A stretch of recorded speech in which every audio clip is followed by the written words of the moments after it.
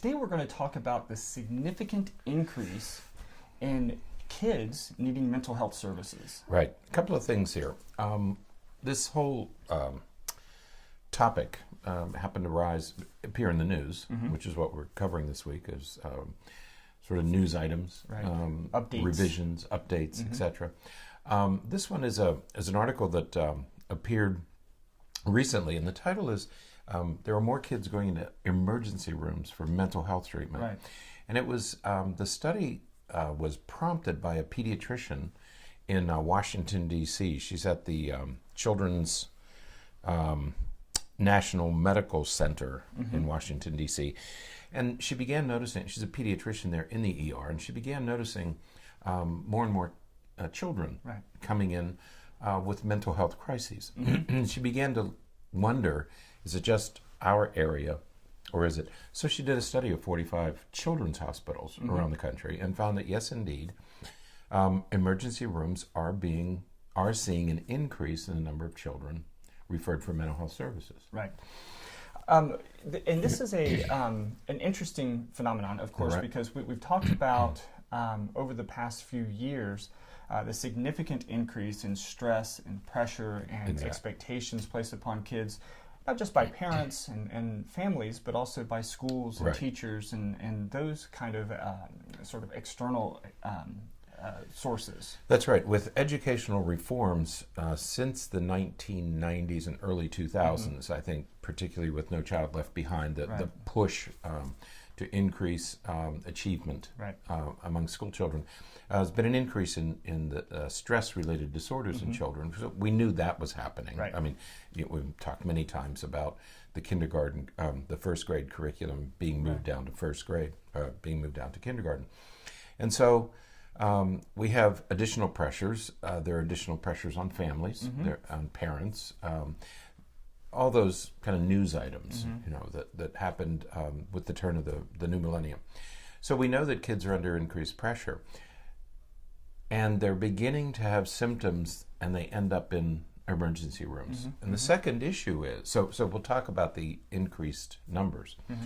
The second issue is, why emergency rooms? Because remember, we've said for many years that an emergency room is not a place to get primary care. Right. That's not the place to go if your child has an ear infection, Right. because it's too expensive Absolutely. to do it in an emergency room. So the second problem is, why are all these children coming to emergency rooms? Because the two things that arise are, what about community health? We should be preventing, first of all, preventing these disorders. And the second issue is, why aren't there sufficient healthcare, Right. mental health care providers, so that these kids aren't ending up in the emergency room? A child has an explosive outburst, and you have to take the child to the emergency room, or the Right. child threatens somebody, and you take the child to the emergency room, which is the most expensive way to dole out medical care, Right. physical or mental health care. And oftentimes, depending on the environment, oftentimes the most intrusive from the perspective Exactly. of, and this certainly isn't the case with every emergency department, but many times emergency departments don't have psychiatry. Exactly. So they have, physicians and general surgeons and folks like that, emergency medical docs there. Right. But they don't have psychiatrists, and so what will happen is, Right. kids will present with some of these issues, and they will end up being hospitalized. Here in Florida, we call it the Baker Act. Right. They'll be hospitalized involuntarily. When it may just be, somebody just needs to talk to this kid for a few minutes and, counsel them a little bit and Right. get them set up with a, community mental health expert or something like that, so that they can provide some treatment. One of you mentioned Florida's Baker Act. Right. Okay? In Florida, it's called Baker Act. In other states, it's called other things.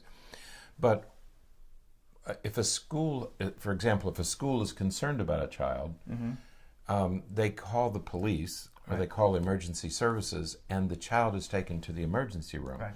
Well, there should be many stops between Right. a concern and the emergency room. Absolutely. But there aren't any stops between Right. there and the emergency room. I mean, Right. you can't just call a psychiatrist who's in practice, and you can't just call an agency and say, "Hey, we need your help right now." So one of the problems that the authors of this study bring up is that there's nothing between the school in the emergency room. Right. Okay, so that's problem number one. Excuse me. Yeah. I must have eaten a frog this It's morning. the cold air. Oh, God.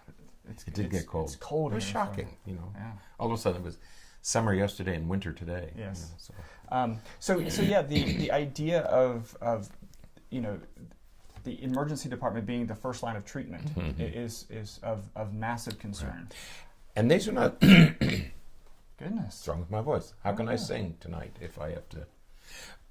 We're not talking about an insignificant increase. Right. From what Ann Abrams did is she looked at the data from 2012 to 2016 in these 45 hospitals. There's been a 55% increase. Right. That's huge. Those are huge numbers. Absolutely. I mean, for physicians just to notice the increases, but then to go back and study and say, wow, these are big numbers. Yeah. 55% increase is a significant increase. Absolutely. And the other thing is, there's a racial, ethnic difference. Right. Okay, and it seems as though minority children are now overrepresented. Right. Okay, that the increases are occurring not in white children. There's been a 48% increase in white children, Right. 64% increase in black children, but a 77% increase in children of Hispanic background. Nobody's sure why that's happening. Right. Okay, the average is 55%, but minorities are overrepresented here. So is it because they don't have any place else to go? Right. I mean, right.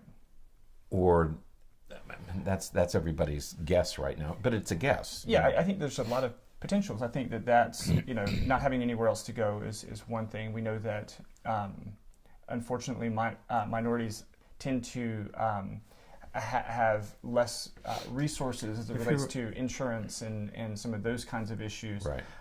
But also, you know, if they were significantly underrepresented in 2012, Right. and then there's an increase, Right.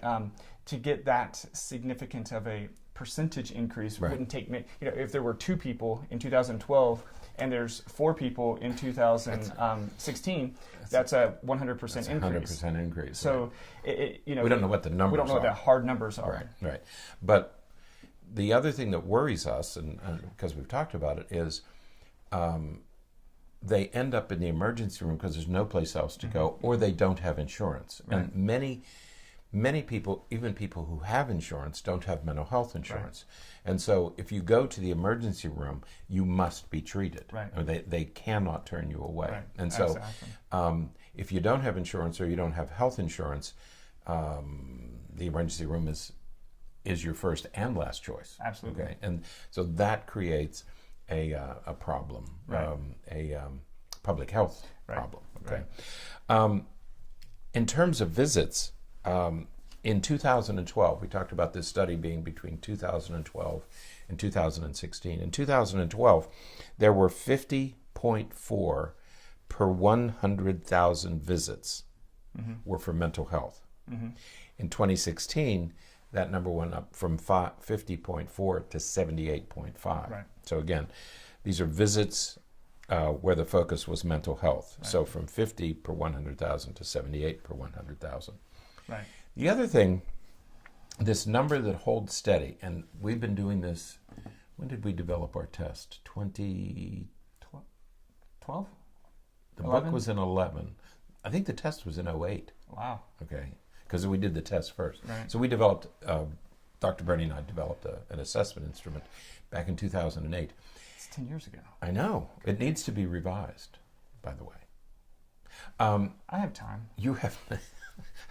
I happen to mention that on the wrong day for taking on another project because we are overwhelmed doesn't quite cover it, does it? No. Okay. With work to do, and all of it has deadlines. Some are today, some are tomorrow, and some are the next day. But hard deadlines, and we're behind. You can't bring that up. 2008. We developed this assessment instrument because we were using the figure 20% of school-age children have a diagnosable, not we think, but they meet criteria for mental illness. That figure is mentioned in this article too. Right. That again, from the Centers for Disease Control and Prevention, this figure that there are 20%, that's 1 in 5 right. children. So again, we're talking about significant numbers. And the problem is that even though we have this huge, it's 5 or 10 million, 20% would be 10 million children, only 20% are being diagnosed right. and receiving services. Right. Okay, so that's the problem. So I think when you look at these numbers and you say 20% have mental health issues, and of that 20%, only 20%, but only a fraction are getting services. Need, right. What are they doing? They're going to emergency rooms. Right. Okay, and that's right. the problem. We have too many kids, not enough services, and I think that's where the minority numbers may right. go up. Is that that's the group that right. doesn't have access. You know, our children, because of what we do, our children have access right. to mental health services, even if we have to pay for it ourselves. We're able to do that. But if you're not able to do that, and most people aren't, I would say 80% of the population right. probably doesn't have enough money to do that, right. and they don't have places to go, that this 20%, they're ending up in emergency rooms. Right, right. So this is we believe that this is a crisis. This is a public health crisis. Right. And, you know, there's no easy answer to how to fix this problem. But it certainly needs to be examined, and we need to, you know, think about the availability of mental health services and the accessibility right. of mental health services, because those are two very different things. Right. Availability and accessibility, two very different things when it comes to mental health services. Yeah. So, you know, we teach a course in introductory psychology to undergraduates at a local college, and one of the chapter we're doing right now is about mental health, about psychopathology and mental health issues, and the last section of the chapter is about community right. mental health, and that there should be a prevention component, Absolutely. okay, and adequate services. And at least here, and I'm not sure that when you look at 45 hospitals around the country, I don't think it's a problem unique to our county or our city, right. that we don't have adequate community services to manage the numbers of children who are in need. Absolutely, absolutely. So, all right. A lot of work needs to be done in these areas. But that is it for today. Until next time, stay happy, stay healthy, and forget to be afraid.